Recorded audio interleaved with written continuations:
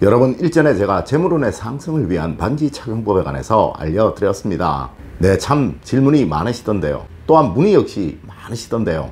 여러분이 분명히 아셔야 할 것은 서양에서 말하는 손가락의 의미와 동양학에서 말하는 손가락의 의미는 아주 많이 다르다는 거예요. 물론 서양에서는 금반지와 은반지의 구분 역시 없지만 우리 동양학에서는 금반지는 해당 부위의 기운을 강하게 한다고 말하고 있으며 은반지의 경우 해당 부위의 기운을 약하게 만든다고 하여 두 물질의 구분을 확연히 하고 있다는 것이죠. 네, 이는 물론 목걸이, 귀걸이, 공이 그러합니다.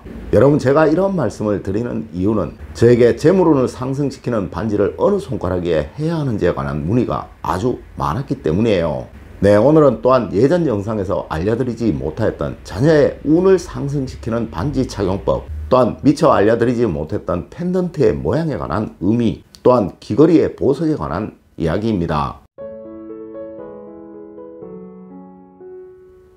여러분, 안녕하세요. 이정재입니다.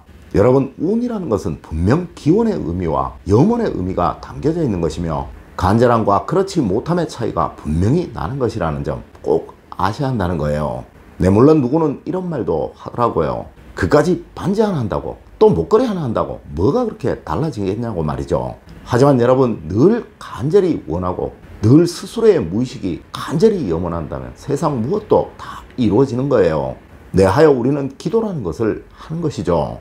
여러분은 잘 아실지 모르겠지만 우리의 뇌에서 발산되는 에너지는 정말 무한하다고 합니다. 네, 이리하여 어느 책에서는 우리의 뇌가 간절히 원하게 된다면 우주의 에너지도 반응을 한다라고 말하고 있으며 또한 이 책이 세계적인 베스트셀러가 되기도 하였던 것이죠. 네, 여러분의 염원을 반지에, 목걸이에, 또 귀걸이에 담아 이를 매일 보며 스스로의 의식에 또 무의식에 새겨 넣어 보십시오. 네, 이리하여 제가 이니셜이나 염원을 반드시 새겨 넣어야 한다라고 말씀을 드렸던 것이며 또한 사랑하는 사람, 평생을 같이 할 사람이 선물해 주는 것이 좋다라고 말씀을 드렸던 거예요. 네, 맞습니다. 그만큼 소중히 여길 것이니까요. 자, 여러분을 부자로 만들어줄 반지 착용법 시작해 보도록 하겠습니다. 첫 번째로, 재물운 반지는 반드시 약지에 착용을 하시는 것입니다. 여러분, 앞서 분명히 말씀을 드렸지만 서양의 반지 착용법과 동양의 반지 착용법은 분명히 다릅니다. 네, 의미와 모양 모두 말입니다. 여러분, 서양에서는 이 엄지가 목표를 달성하는 것이라고 의미한다고 하고 이 검지가 그에 대한 성취를 의미한다고 하여 검지를 성취운을 말한다고 합니다. 하지만 여러분, 우리의 수상론에서는 집안의 재물운이 상승하고 또한 집안이 번영하고 집안의 행복이 찾아오는 가장 기본적인 요인이 바로 화합과 단결이라고 말하고 있으며 또한 이에 따른 화목의 정도에 따라 재물운이 찾아온다고 말하고 있다는 것이죠. 네, 맞습니다. 분명 서양은 개인주의적인 해석이며 우리 동양은 가족의 의미를 강조하고 있다는 거예요. 네, 이 부분에서 여러분의 의견이 나만 부자가 되고 나만 행복하면 된다라고 생각을 하신다면 이 서양의 해석을 따라해도 상관은 없을 것이나 네, 이리 한다면 이니셜이나 염원을 새기는 것 그 자체가 가치가 없어지는 것이겠죠. 여러분, 이 약지는 분명 화합과 단결, 가족 간의 화목을 의미하는 손가락입니다. 네, 이 손가락은 절대 혼자 움직이지 않으며 이 손가락이 움직이게 되면 다른 손가락이 모두 움직이게 되도록 손의 근육과 신경으로 모두 연결이 되어 있기에 우리 수상론에서는 이 손가락을 가족 간의 화목과 사랑, 단결을 의미하는 손가락이라고 이야기하고 있다는 거예요. 네, 여러분, 금반지를 약지에 하십시오. 네, 또한 사랑하는 사람에게 선물해 주십시오. 분명 어느 순간 여러분의 가정은 사랑과 행복이 넘쳐나실 것이며 또한 이로 인해 번영도 성취도 이루어질 것이며 네, 여러분은 진정한 행복한 부자가 되실 수 있을 것입니다. 두 번째로, 자녀에게는 새끼손가락 소지에 맞는 반지를 선물해 주세요. 여러분, 누군가는 이렇게도 말하더라고요. 내가 새끼손가락, 즉 소지에 반지를 하면 내 자녀의 운이 살아난다고 말이에요. 네, 내 자녀의 앞날이 번영한다고 말이죠. 여러분, 만일 이리하다면 나에 의해 내 자녀의 미래가 만들어진다는 의미인데 여러분의 자녀의 앞날은 여러분의 자녀에 의해서 만들어지는 것입니다. 내하여 우리 동양학에서는 예전 14세 이전에는 부모가 자녀의 운에 절대적인 영향을 준다라고 이야기를 하였었으며, 이 14세가 지나게 되면 본인의 기운과 그 이후에 만나는 배우자의 기운이 이 자녀의 삶에 또 그 운에 큰 영향을 준다라고 하여서 이를 후천운이라고 하였던 거예요. 하지만 이젠 예전과 달리 이 나이를 조금 조정할 필요가 있을 듯 합니다.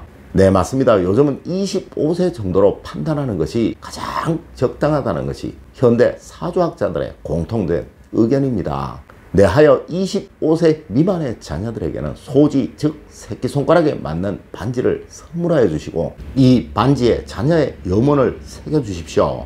물론 자녀의 목표라도 좋고 자녀의 의지라도 좋습니다. 또한 이 반지는 너무 크지 않도록 한돈 정도가 가장 적당하며, 이 반지에 물결 모양을 새겨주시거나 물고기 모양을 새겨주시거나 새 모양을 새겨주신다면 더욱 큰 효과를 보실 수 있을 것입니다. 네, 이 물결 모양은 지식과 학업을 의미하는 것이며, 이 자녀의 학업이 본인의 의지만큼 본인의 생각만큼 뻗어나가기를 염원하는 거예요. 또한 이 물고기 모양은 자식이 만나는 친구들, 또 자식이 만나는 사람들이 모두 좋은 사람이기를 기원하는 의미이며, 또한 새 모양은 자식의 의지가 다 뻗어나 이루어지기를 기원하는 의미입니다. 네, 이 중 여러분이 원하시는 것, 또 자식의 생각을 물어서 적당한 것으로 선물하여 주시면 너무나도 좋을 것입니다. 네, 생일 선물로 말이죠. 또 졸업 선물로 말이에요. 세 번째로 펜던트의 의미는 기운의 집중입니다. 여러분, 목걸이나 귀걸이를 하실 때는 반드시 이 펜던트를 하셔야 하는 거예요. 네, 우리 동양학에서는 이 원이라는 것은 무한대라는 것을 의미하는 것이며, 늘 기운이 흐르고 소통되는 것을 의미하는 것입니다. 하지만 이러함은 늘 여러분을 순응하는 사람, 또한 늘 한 곳에 머물고 변화하기를 싫어하는 사람으로 만들 것이며, 또한 경쟁력과 의지력이 없는 사람으로 만들어 버릴 거예요. 네, 이리하여 항상 이 기운이 한 곳에 머물렀다가 강하게 분출되도록 만들어야 하는 것인데, 이것이 바로 펜던트이고 매듭인 것입니다. 네, 하여 절대 이 매듭은 제가 전문가가 아니라면 해서는 안 되는 것이라고 말씀을 드렸던 것이며, 이 펜던트의 경우 가장 무난하게 누구나 할 수 있게 꼭 하시라고 말씀을 드렸던 것입니다. 네, 마치 이렇게 비유를 드리면 이해가 쉬우실 듯 하네요. 여러분의 심장에서 피가 강하게 분출이 되기에 여러분의 몸 구석구석으로 피가 돌아다니며 순환을 할 수 있는 것이라고 말입니다. 네, 바로 이 심장의 역할을 하는 것이 펜던트입니다. 여러분, 이 펜던트의 모양은 여러분이 마음에 드시는 것으로 고르셔서 하셔도 됩니다.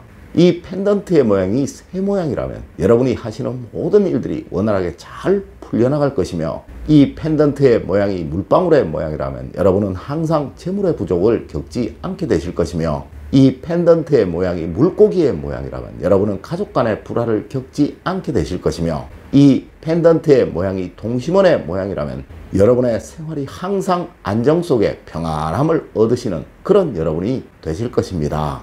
오늘은 여러분들과 재물운 반지, 또 펜던트의 모양과 그 의미, 또한 자녀의 운을 상승시키는 반지 착용법에 관해서 이야기를 나누어 보았습니다. 여러분, 저는 늘 말씀을 드립니다. 좋은 풍수라는 것은, 또한 이 속에 흐르는 기운을 잘 이용하는 수단이라는 것은 바로 여러분의 무의식 속에 이것을 얼마나 잘 심어 넣을 수 있느냐에 의해서 만들어지는 것이라고 말입니다. 여러분, 오늘 알려드린 이야기 꼭 명심하시길 부탁드리며 오늘의 이야기를 마칠까 합니다. 늘 올바른 학문과 올바른 지식을 여러분들께 전하도록 노력하겠습니다.